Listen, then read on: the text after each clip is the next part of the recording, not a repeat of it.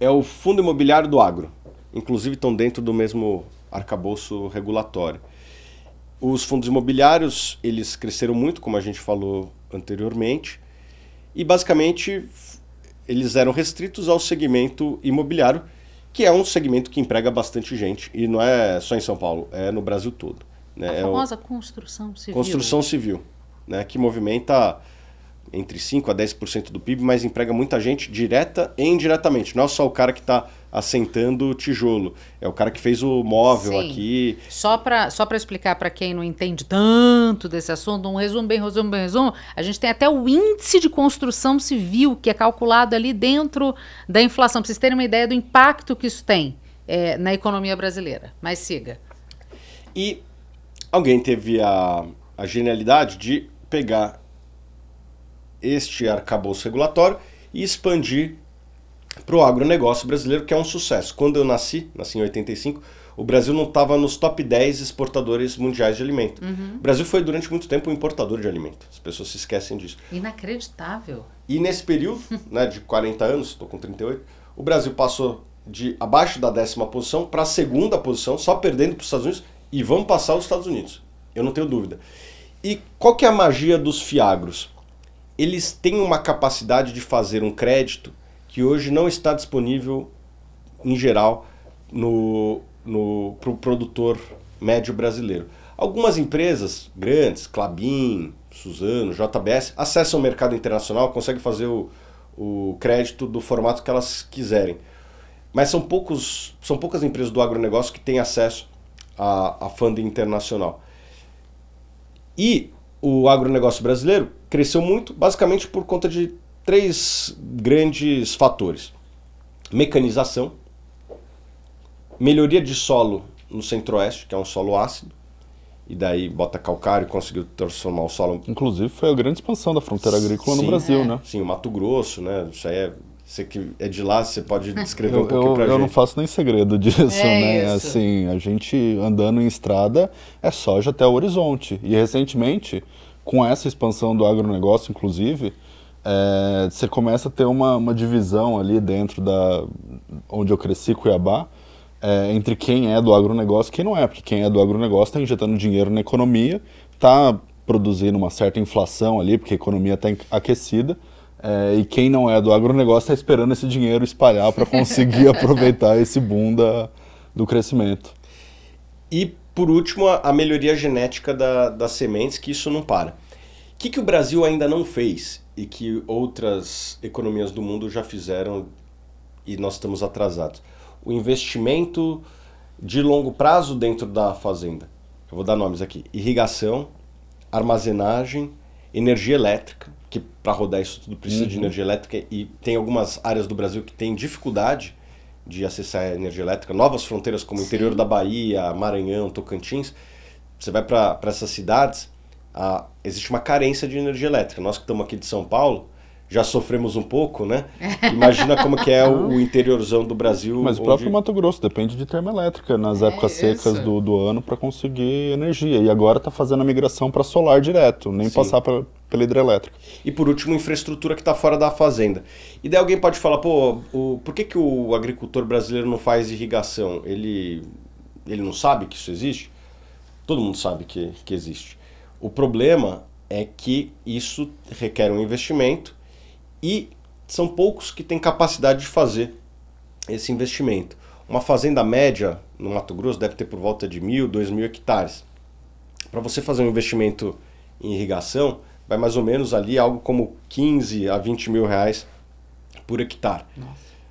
Então a gente está falando de um investimento que pode chegar a 40 milhões de reais e nem todo mundo tem esse dinheiro para fazer esse investimento. Ainda que seja um bom investimento, não existe esse dinheiro. No Mato Grosso esse ano, em Sorriso, que é o principal município produtor do Brasil, do mundo na verdade, quem tinha irrigação fez 80 sacas por hectare. Quem não tinha fez 40. É a diferença do lucro e do prejuízo. Isso, porque a gente já é uma potência no agro, hein? Isso, exatamente. Estamos jogando... E o cara que não produziu, que produziu 40, tomou prejuízo, é quase que dinheiro jogado fora. Assim, é um desperdício que nós jogamos fora. Porque, a gente tem que torcer para que todo mundo esteja bem, porque esse cara, se tiver no lucro, esse dinheiro flui para a economia Sim. depois. E por que esse cara não botou irrigação?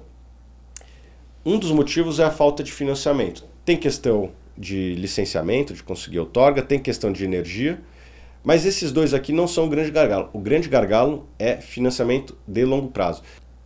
A maior parte do financiamento para o agronegócio, que dá mais ou menos R$1 trilhão por ano, é de curto prazo. É de curto prazo. Isso quando a gente soma plano safra, as alternativas de mercado e mais o barter, que é a troca de insumo com colheita depois. Isso é muito comum no Brasil. Somar tudo isso dá mais ou menos R$1 trilhão. A gente ainda faz permuta aqui. Faz permuta, o maior país do agro, inacreditável.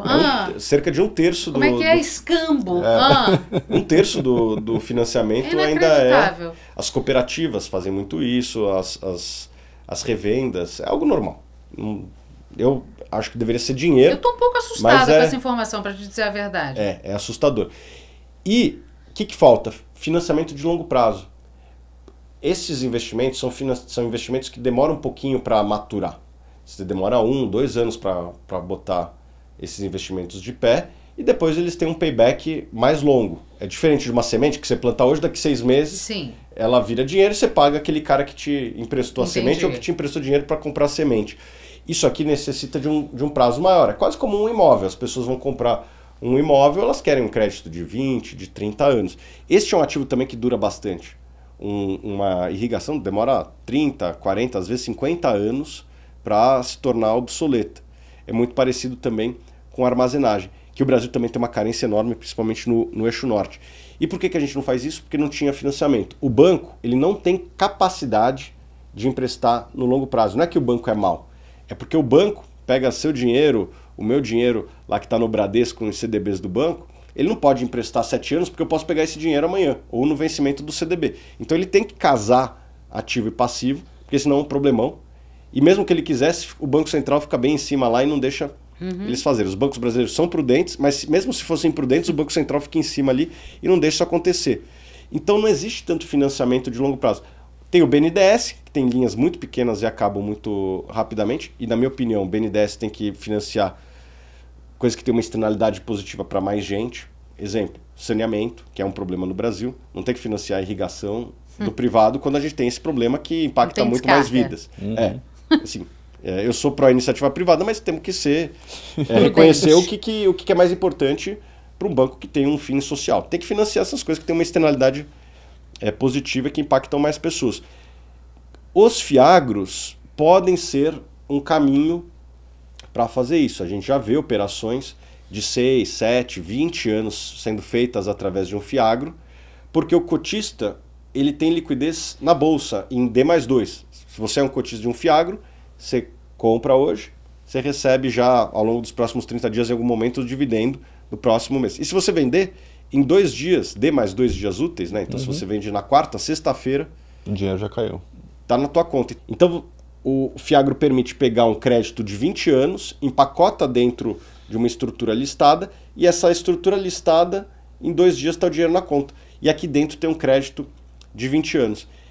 Eu não tenho dúvida que isso vai ser uma revolução adicional ao agronegócio brasileiro. A produtividade que irrigação e armazenagem trazem para a economia, inclusive com efeitos ambientais. Isso que eu ia falar, porque se a gente parasse para pensar pelo menos sobre o aspecto ambiental da coisa, quando você se torna mais produtivo e mais organizado, você automaticamente se poupa o meio ambiente, que é a grande causa do mundo hoje. Com certeza. Do Brasil, pelo menos, né, de emissão. Não, porque tem impacto direto, inclusive no nosso agro. Sim. Com certeza. Vou exagerar aqui. Se a gente conseguisse produzir toda a comida do mundo nessa sala, isso significa que a gente poderia poupar todas as áreas restantes do mundo e transformar o mundo numa grande floresta. Semente também, né? Você trabalhar semente... Melhoria de eficiência vem de semente, vem de irrigação, vem de armazenagem, vem de logística. Alguém pode falar, logística impacta meio ambiente? A gente ter portos mais modernos, a gente ter ferrovia? Porque com isso a gente consegue pegar pastagens que hoje estão degradadas, que não estão sendo utilizadas, se transforma em produtivo e a gente poupa a Amazônia. Se a gente consegue transformar as sementes que você falou em mais eficientes, nós também conseguimos poupar mais áreas. A gente consegue produzir mais com menos área. E a mesma coisa com irrigação. Irrigação, eu tive recentemente na sede da maior empresa do mundo de irrigação, que é a Valmont, e o CEO falou que no mundo tem 20% das áreas irrigadas que representam 40% da produção de alimento do mundo, e com um adicional, você reduz o risco climático, que é o grande risco da agricultura. Então, eu acho que é bom para... a gente aqui no Brasil também não está imune, né? Opa, lógico que não. Tivemos problemas há 2 anos atrás muito graves no Rio Grande do Sul. Esse ano o El Niño teve um impacto enorme na produção do Centro-Oeste. Então, ninguém está imune dessa questão climática. Mas, de qualquer forma, pelo menos o setor agro, ele tem se mostrado mais resiliente às mudanças que a gente passa aqui no Brasil, que são muito voláteis. E aí, principalmente nos últimos anos, a gente teve a Covid e o ciclo político econômico. Enfim, como que você avalia que o agro se comportou diante dessas mudanças? O agronegócio brasileiro, ele é muito diverso e tem vários segmentos, subsegmentos dentro dele. Tem segmentos que são mais voltados para a economia interna, né, hortaliças, essas coisas, e tem segmentos que são globais. Né? Soja, o que o Brasil produz, eu vou chutar aqui, mas deve ser 10% fica em território nacional, o resto vai quase tudo para a China, para ser industrializado e transformado em carne nesses grandes centros consumidores do mundo. A grande cultura do Brasil hoje é a soja, que representa mais ou menos aí uns 30% do PIB do agro, que tem uma dinâmica muito mais parecida com o mercado internacional do que a economia interna. Se o Brasil vai bem ou vai mal... Tanto faz. Não tem tanto impacto assim. Às vezes que eu converso com os agricultores, eles torcem pelo sucesso do Brasil, apesar deles reconhecerem que a concorrência é forte. Não impacta tanto o dia a dia deles. Eles sofrem, como todo mundo, das consequências de você ter uma infraestrutura frágil, um ambiente do jurídico ali que tem uma certa insegurança. Os investidores têm essa insegurança. Tá tendo uma grande discussão se CRA entra ou não numa recuperação judicial.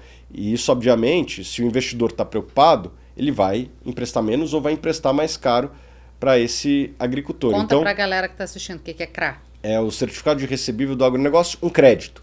Né? Se o CRA ele entra na RJ, na recuperação judicial, vai demorar anos e o cotista não vai receber. Se ele está fora da recuperação judicial e você executa as garantias que tinha, sem transitar pela recuperação judicial, é muito mais rápido, é muito mais prático. A confiança de se botar dinheiro no segmento, ela aumenta e é bom para o agricultor sério, que tem muito, como quase todo segmento, os sérios são a maioria, tem picareta, mas tem todo o segmento. Tem todo o segmento. Aquele então, 5%, né? Oi? Aquele 5% que estraga para todo mundo. 1% vagabundo. Isso. Mas isso aí impacta também. O Brasil não ser um país de primeiro mundo em vários aspectos, impacta a vida mesmo de quem vive da exportação, porque o cara sofre com a infraestrutura pior.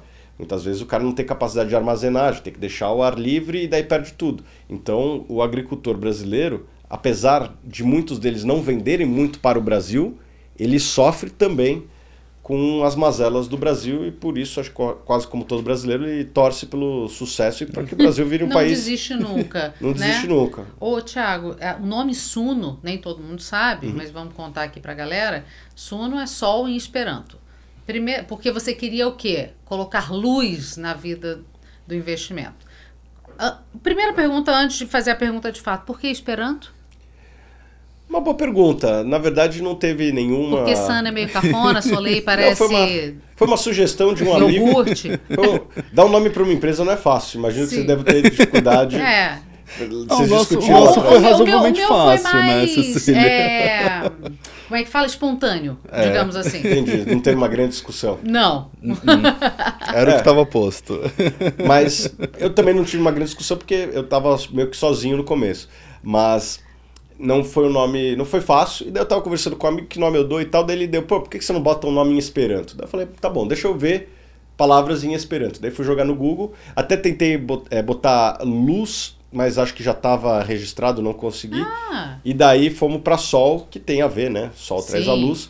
E essa nossa abordagem desde o início, transparência total, trazer luz onde existe sombra. Naquele momento, quando a gente investiu, as pessoas não conheciam tanto quanto conhecem hoje. Então, o ambiente era muito sombrio, em termos de busca por informação mesmo. E a gente sempre quis trazer luz e informação para os investidores, para que assim eles tomem decisões mais corretas ao longo do tempo. A distância entre o investidor e o assessor de investimento era muito grande, né? Ainda é hoje. A profissão de assessor era praticamente irrelevante quando a gente começou em 2016. Os bancos ainda controlam boa parte dos recursos do Brasil, mas naquela época, investimento era fundo de banco, ponto, acabou. Hoje as pessoas começam a questionar. Não que bancos não tenham fundos bons. Tem fundos bons, tem fundos ruins, bem como tem ação boa, tem ação ruim, tem fundo imobiliário bom, tem fundo imobiliário ruim, tem bom e ruim em qualquer segmento. Mas antes as pessoas só olhavam para aquilo, né? Elas ficavam assim, tapadas, e hoje as pessoas estão buscando mais e também tem mais informação. Tem um match melhor de oferta e demanda de informação, e acho que a Suno foi muito importante para isso.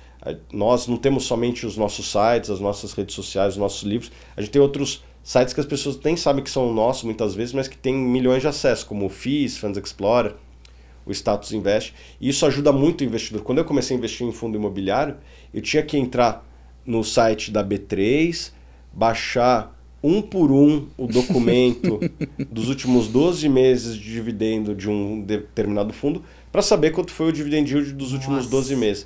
Era trabalhoso. Para uma pessoa preguiçosa, como quase todo mundo é, e com certa razão, todo mundo tem que fazer outras coisas da vida e não ficar baixando 12 documentos por fundo para saber o dividendo e calcular no Excel ali. E se errasse o número, você tomou uma decisão errada. É isso. Hoje tem vários sites, alguns deles nossos, que compilam essa informação e dão uma agilidade muito grande para que as pessoas possam tomar a sua decisão. Não à toa, tinha 80 mil investidores, hoje tem 2,5 milhões.